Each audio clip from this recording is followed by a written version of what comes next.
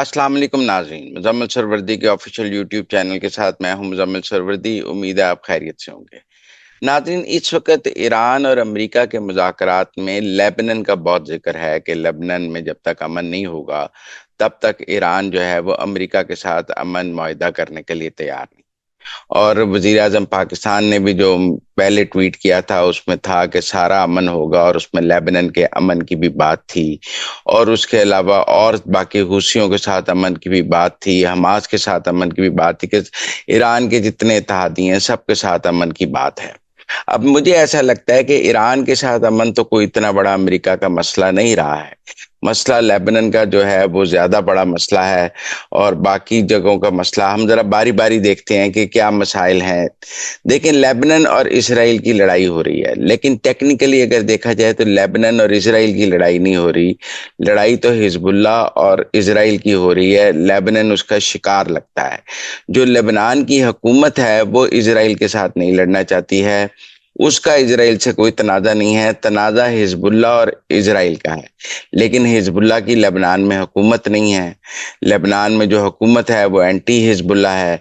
Hezbollah की Lebanon में हैसियत एक नॉन स्टेट एक्टर की है। मतलब हिजबुल्लाह एक अस्करी ग्रुप जरूर है। हिजबुल्लाह के लेबनान में मतलब लेबनान की फौज से ज्यादा मजबूत हिजबुल्लाह समझी जाती है। और लेबनान की फौज जो है वो भी हिजबुल्लाह से नहीं लड़ सकती है। पिछले दिनों मैं आपको एक वाकया बताऊं कि लेबनान ने ईरानियन एम्बेसडर को लेबनान से निकल जाने का हुक्म दिया और उसको एक परसोना नॉन ग्राटा करार दिया और कहा कि वो फौरी तौर पर लेबनान छोड़ दे। लेकिन ईरानियन एम्बेसडर ने लेबनान नहीं छोड़ा। उन्होंने कहा मैं तो हिजबुल्लाह का एम्बेसडर हूँ। और मैं स्टेट विद इन स्टेट वाली बात है कि उन्होंने कहा हम तो हिजबुल्लाह को मानते हैं, हम लेबनान की इस हुकूमत को मानते ही नहीं है। दुनिया लेबनान की जो हुकूमत है उसको मानती है, और लेबनान में अमली तौर पर काफी हद तक कंट्रोल भी लेबनान की हुकूमत का है। सिर्फ हिजबुल्लाह का कंट्रोल इसराइल वाला जो बॉर्डर है उसके ऊपर मौजूद है। ईरान ने हिजबुल्लाह को काफी असला भी दिया हुआ है इसराइल से लड़ने के लिए। हिजबुल्लाह और इसराइल की लड़ाई में लेबनान जरूर पेश जाता है, और तबाही जो है वो लेबनान की होती है, बैरूत की तबाही होती है, सब होता है। अब इसराइल ने लेबनान के साथ मुज़ाकरात का अंदिया दिया है, और इसराइल और लेबनान कई दफा अपने मामलात हल करने को तैयार हैं। मुसीबत बीच में या प्रॉब्लम जो है दरमियान में वो हिजबुल्लाह का है। इसराइल और हिजबुल्लाह के बराह रास्त मुज़ाकरात इसलिए नहीं हो सकते कि हिजबुल्लाह कोई लेबनान की हुकूमत नहीं है। वो एक नॉन स्टेट एक्टर है। वो स्टेट विद इन स्टेट वाली पोजीशन है। ये ऐसी पोजीशन है जैसे है कोई भी अस्करी ग्रुप जो है वो जो है खुद को किसी के साथ टेबल पर बैठने के लिए तैयार कर ले। हिजबुल्लाह की कॉज बहुत जस्टिफाइड हो सकती है। हिजबुल्लाह इसराइल के खिलाफ लड़ रहा है, ये कॉज बहुत जस्टिफाइड है, हमें बहुत पसंद आती है कि जो कोई भी इसराइल के साथ लड़े वो हमारे दिलों के करीब होता है। लेकिन टेक्निकल बात यह है कि हिजबुल्लाह की लेबनान में हुकूमत नहीं है। लेबनान के लोगों की नुमाइंदा हिजबुल्लाह नहीं है। लेबनान के लोगों की नुमाइंदा लेबनान की हुकूमत है। लेकिन लेबनान की हुकूमत का हिजबुल्लाह पर कोई कंट्रोल नहीं है। तो अब अगर लेबनान और इजराइल के दरमियान कोई मुज़ाकरात कामयाब भी हो जाएं और उसमें हिजबुल्लाह शामिल ना हो तो लेबनान और इजराइल के दरमियान अमन कैसे हो सकता है? हिजबुल्लाह और इजराइल के दरमियान बराह रास्त मुज़ाकरात कैसे हों, उनके दरमियान पीस ट्रूस कैसे हो, उनके वो एक अलग अपनी जगह एक सवाल है। मेरे ख्याल में लेबनान और इजराइल के दरमियान जब तक हिजबुल्लाह का मामला तय नहीं होगा, क्योंकि लेबनान की हुकूमत भी हिजबुल्लाह को गैर मुसल्लह करना चाहती है। लेबनान की हुकूमत भी हिजबुल्लाह को ओन नहीं करती, वो हिजबुल्लाह को डिसोन करती है। लेबनान की हुकूमत ने भी हिजबुल्लाह को कहा है कि वो अपना असला हमें जमा कराएं। जैसे कोई भी मुल्क ये नहीं चाहता कि उसके अंदर कोई अस्करी ग्रुप इतना ताकतवर हो जाए कि वो उस मुल्क की हुकूमत से ज्यादा ताकतवर हो जाए। यही सोच लेबनान की भी है कि वो नहीं चाहता कि हिजबुल्लाह इतना ताकतवर हो कि वो लेबनान को चलाए। लेबनान को चलाने का हक लेबनान की हुकूमत के पास है। तो अब अगर ईरानियंस हिजबुल्लाह को लेबनान की हुकूमत के मतहत नहीं करने को तैयार, और वो हिजबुल्लाह को स्टेट विद इन स्टेट का इख्तियार दिए रखना चाहते हैं, तो फिर आप मुझे बताएं लेबनान में हुकूमत कैसे हो, अमन कैसे होगा? इसराइल और लेबनान के दरमियान अमन कैसे होगा? ये तो ट्राई पार्ट डायलॉग हो गए कि लेबनान, हिजबुल्लाह और इसराइल इकट्ठे एक मेज पर बैठे तो फिर जाके अमन मुज़ाकरात होंगे। और इसराइल के लिए ये अलग, इसराइल कहेगा कि लेबनान के साथ मैंने अमन करना है तो मैं हिजबुल्लाह से बात करूं या लेबनान से बात करूं, दोनों से अलग अलग कैसे बात करूं? یہاں تو حزب اللہ اور لبنان کی حکومت ایک پیج پہ آ جائیں اور ایک پیج پہ آ کر اسرائیل کے ساتھ ایک ایجنڈے پر بات کرنے کے لیے تیار ہو جائیں، لیکن لیبنان اور حزب اللہ کی حکومت ایک پیج پر نہیں ہے۔ اس لیے لیبنان کی جو کمپلیکس صورتحال ہے، ایران کو اس کا کوئی حل ایسا دینا پڑے گا جو دنیا کی سمجھ میں آئے۔ دنیا کسی بھی ملک میں ایک نان سٹیٹ ایکٹر کو سٹیٹ سے زیادہ طاقتور اور ریکگنائز کیسے کر لے؟ یہ پرابلم جو ہیں یہ حوثیوں کے ساتھ بھی ہیں، اور حماس کا یہ نہیں ہے کہ ٹیکنیکل بات یہ ہے کہ حماس نے تو پھر غزہ میں الیکشن جیتا تھا، حماس کے پاس تو غزہ کی حکومت پھر تھی اور حماس کی ایک لیجیٹیمیسی غزہ کی حد تک موجود تھی، اس لیے حماس سے براہ راست مذاکرات بھی ہو سکتے تھے۔ حوثیوں نے ایک علاقے میں اپنی حکومت قائم کر لی ہوئی ہے، لیکن ٹیکنیکل بات یہ ہے کہ یمن کے تو کئی ٹکڑے ہو گئے ہوئے ہیں، اور وہاں بھی حوثیوں کی لیجیٹیمیسی کا سوال آج بھی اپنی جگہ ایک موجود ہے کہ حوثیوں کی حکومت ہے یا کوئی اور حکومت ہے، تین قسم کی حکومت اس وقت یمن میں موجود ہے۔ تو لہٰذا اگر ایک کمپریہنسو امن کی بات کی جائے جس میں حماس کے ساتھ بھی امن ہو، حزب اللہ کے ساتھ بھی امن ہو، حوثیوں کے ساتھ بھی امن ہو، اور عراق میں جو ایران کے حامی ملیشیا ہیں، نجی ملیشیا ہیں، ان کے ساتھ بھی امن ہو، تو یہ نان سٹیٹ ایکٹرز کے ساتھ امن کا ایران کے پاس کیا فارمولا ہے، یہ دنیا کو سمجھ نہیں آ رہی۔ کہ مطلب عراق کی ایک حکومت ہے اور ایک عراق میں جو ہے وہ پرو ایران نجی ملیشیا ہیں، جیسے آپ کو پتا ہے کہ وہ جنرل قاسم سلیمانی کو بھی ایران میں امریکہ نے نشانہ بنایا تھا، کیونکہ عراق میں کئی عسکری گروپ ہیں جن کو ایران سپورٹ کرتا ہے۔ ان عسکری گروپوں نے اس وقت ایران کے ساتھ اسرائیل اور امریکہ کے خلاف جنگ بھی لڑی ہے، حزب اللہ نے بھی ایران کے ساتھ امریکہ اور اسرائیل کے خلاف جنگ لڑی ہے، حوثیوں نے بھی امریکہ اور اسرائیل کے ساتھ جنگ لڑی ہے، حماس بھی ایران کے ساتھ کھڑا ہے۔ یہ سارے گروپس ایران کے ساتھ لڑنے کے لیے تو تیار ہیں، لیکن ان کی جہاں جہاں یہ بیٹھے ہوئے ہیں وہاں وہاں ان کی لیجیٹیمیسی پر سوال موجود ہے۔ یہ سارے گروپ ایران ان کو اون تو کرتا ہے، لیکن یہ جن ملکوں میں ایران نے پیدا کیے ہیں وہاں کے ملک ان کو اون نہیں کرتے۔ مثلا ٹیکنیکل بات یہ ہے کہ عراق کی حکومت جو ہے عراق میں کے اندر جو ایرانی ملیشیا ہیں ان کو اون نہیں کرتی ہے، اور وہ بھی state within the state ہیں۔ لیبنان جو ہے وہ حزب اللہ کو اون نہیں کرتا، وہ state with in the state ہے۔ حوثیوں کا بھی یہی مسئلہ ہے۔ تو میرا ذاتی طور پہ یہ خیال ہے کہ اگر ایران یہ چاہتا ہے کہ ایک کمپریہنسو امن ہو تو وہ ان نان سٹیٹ ایکٹرز کی لیجیٹیمیسی کہاں سے لائے گا؟ کیونکہ یہ بڑا مشکل ہو جائے گا کہ جیسے کل کو پاکستان کے میں فرض کر لیں ٹی ٹی پی کی دہشت گردی بہت زیادہ ہے جیسے، اور ٹی ٹی پی اپنی ایک پالیسی لے کر چلنا چاہتی ہے، تو کل کو لوگ امن کے لیے پاکستان سے بات کریں گے یا ٹی ٹی پی سے بات کریں گے؟ ٹی ٹی پی جتنی بھی طاقتور ہو جائے، کیا لبنان کی حزب اللہ پہ رٹ موجود ہے؟ لبنان کی حزب اللہ پہ رٹ موجود نہیں ہے۔ لبنان کی تو اتنی حکومت کی اتنی رٹ بھی موجود نہیں ہے کہ اس نے ایرانین امبیسڈر کو نکالا ہے تو وہ امبیسڈر ملک چھوڑ جائیے۔ ایسے ہی ہے جیسے پاکستان بے شک کسی بہت بڑے طاقتور ملک کے امبیسڈر کو کہے کہ آپ پاکستان چھوڑ جائیں تو اس کو پاکستان چھوڑ کے جانا پڑتا ہے، اس کے طاقتور ملک ہونے کی سوال نہیں ہے۔ سوال یہ ہے کہ پاکستان نے اس کو کہا ہے کہ آپ ہمارا ملک چھوڑ کے چلے جائیں۔ اسی طرح لبنان نے ایرانین امبیسڈر کو کہا ہے، لیکن ایرانین امبیسڈر جو ہے وہ لبنان کی گورنمنٹ کے تابع نہیں خود کو سمجھتا، وہ خود سمجھتا ہے وہ حزب اللہ کے لیے وہاں بیٹھا ہے اور وہ حزب اللہ کا فیسیلیٹیٹر ہے۔ تو ٹیکنیکلی جو لیبنان کا ایشو ہے اس میں اسرائیل لیبنان اگر مذاکرات ہو بھی جائیں تو ایرانین انٹرسٹ جو ہیں وہ سرو نہیں ہو پائیں گے۔ ایرانین انٹرسٹ تو تبھی ہوں گے نا جب وہ سمجھیں گے کہ حزب اللہ کے ساتھ مذاکرات ہوں، اور حزب اللہ کو کون ٹیبل پہ بٹھائے؟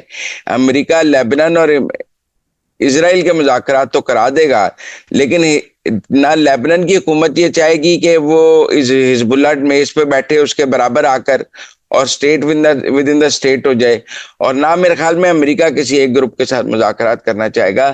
تو ہمیں کسی نہ کسی طرح لیبنان کی کمپلیکس سچویشن کو سمجھنا ہوگا کہ اس کمپلیکس سچویشن میں حزب اللہ کی لیجیٹیمیسی ایک بہت بڑا سوال ہے کہ اس کو مذاکرات کی میز پر کیسے بٹھایا جائے اور اس کے ساتھ امن معاہدہ کیسے ہو۔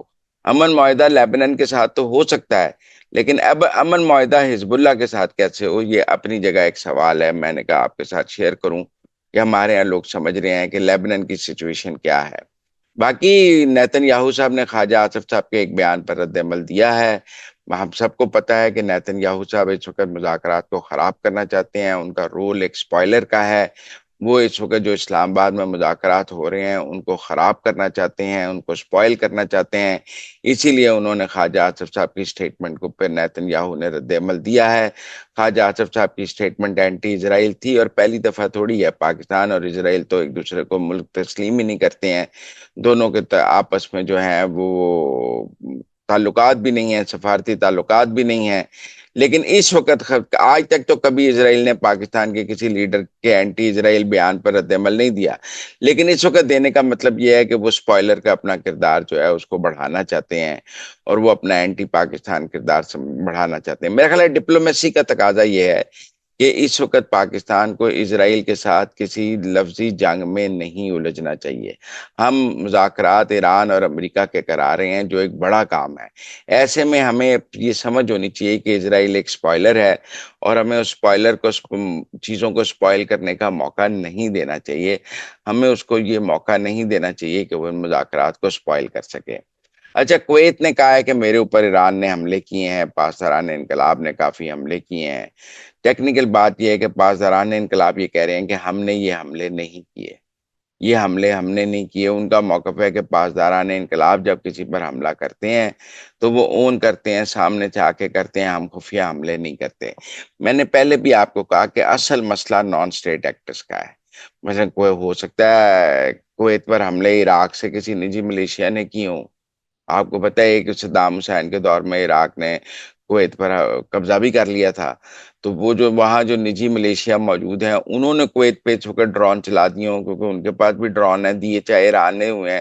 لیکن اس وقت یہ درست ہے کہ پاسداران انقلاب نے تو حملہ نہیں کیا ہوگا، جو کہ سیز فائر ہو گیا ہے پاسداران، کیونکہ لیکن ٹیکنیکل بات ہے کہ اتنے خطے میں نان سٹیٹ ایکٹرز موجود ہیں جن کے اوپر کسی کا کوئی جو ہے وہ نہیں ہے، کنٹرول نہیں ہے، کہ وہ جس طرح اسرائیل ایک سپوائلر ہے، ایسے کئی نان سٹیٹ ایکٹرز جو ہیں وہ بھی سپوائلر ہیں، کیونکہ سارے جو نان سٹیٹ ایکٹرز ہیں وہ تو مذاکرات کے حق میں نہیں ہیں۔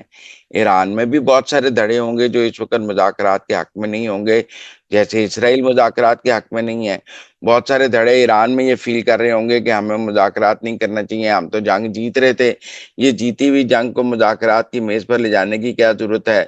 بہت سارے دھڑے ایسے ہو سکتے ہیں وہاں پر موجود ہے، پبلک اوپینین جو ہے اس میں جو ہے اختلاف موجود ہے۔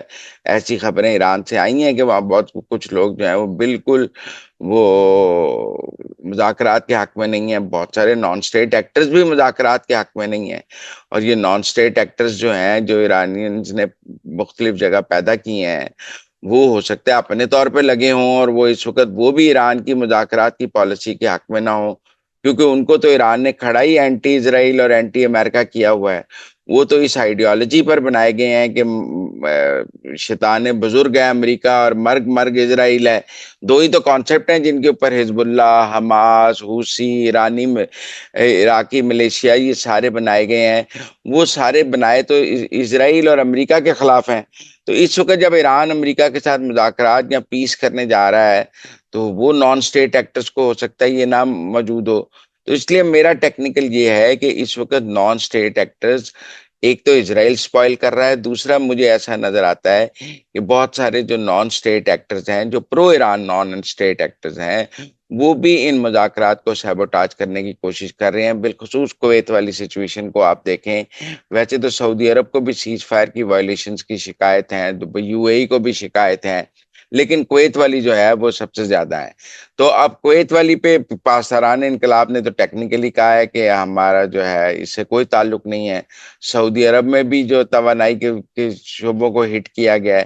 تو میں سمجھتا ہوں کہ اس سیز فائر اور اس جو پیس ایکارڈ کی راہ میں جو رکاوٹ ہیں وہ ایران کے نان سٹیٹ ایکٹرز بھی ہیں۔ ایک اسرائیل تو اس کی راہ میں رکاوٹ ہے ہی ہے، ہم کہہ سکتے ہیں you a E, Kuwait, Bahrain تو اس کی راہ میں رکاوٹ ہے ہی ہیں، جو سمجھتے ہیں یہ مذاکرات نہیں ہونے چاہیے اور اس جنگ کو کسی منطقی انجام پر پہنچنا چاہیے۔ لیکن اس کے ساتھ ساتھ میں یہ سمجھتا ہوں کہ جو ایرانی پرو اینڈ نان سٹیٹ ایکٹرز ہیں وہ بھی مذاکرات کو ناکام بنانے کی کوشش کر رہے ہیں۔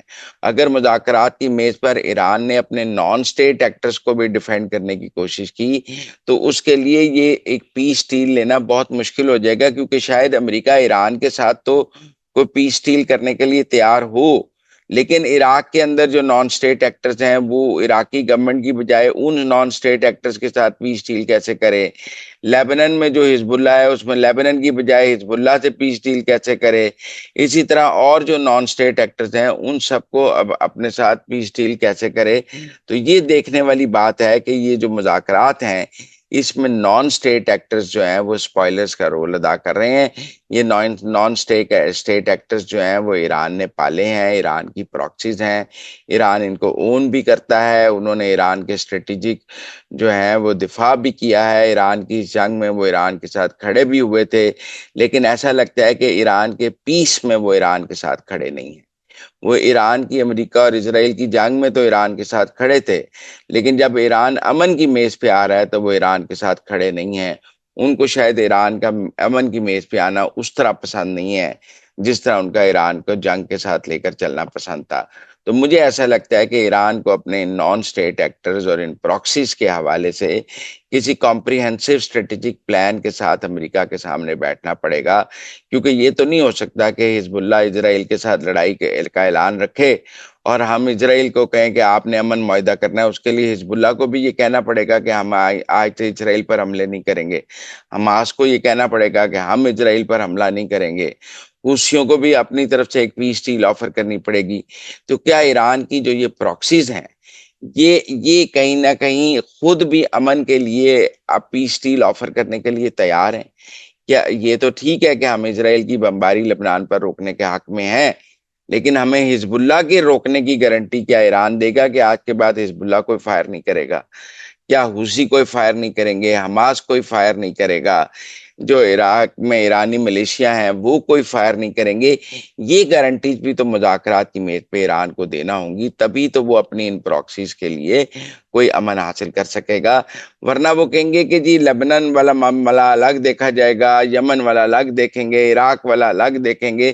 تو اس سب کو اگر وہ کمپریہنسو ڈیل میں لانا چاہتا ہے تو پھر اسے ان سب کی ذمہ داری بھی اٹھانی پڑے گی، پھر اس کو لیبنان حکومت کو کے متحد کرنا پڑے گا حزب اللہ کو، جو ایران کسی طرح بھی تیار نہیں ہوگا مجھے لگتا ہے، کیونکہ اس نے حزب اللہ کو بنایا ہی اسٹیٹ ود ان اسٹیٹ کے کانسیپٹ کے تحت ہے، اور آج تک جو حزب اللہ ہے وہ لیبنان کی حکومت کے متحد نہیں ہے، وہ تو ایران کی حکومت کے متحد ہے۔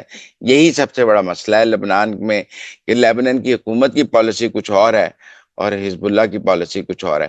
یہ ہمیں پیلسٹائن میں بھی نظر آتا ہے، جو پہلے فلسطین کے صدر ہیں ان کی پالیسی میں اور حماس کی پالیسی میں فرق نظر آتا ہے۔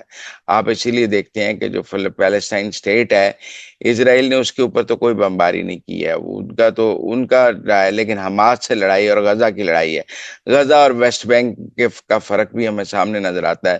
تو کہیں نہ کہیں ایران کو اپنی پراکسیز کی ذمہ داری ٹیبل پہ اٹھانی پڑے گی اور ان کو ان حکومتوں کو متحد کرنا پڑے گا جہاں جہاں یہ پراکسیز موجود ہیں، تبھی کسی کمپریہنسو ڈیل کی بات ہو سکتی ہے۔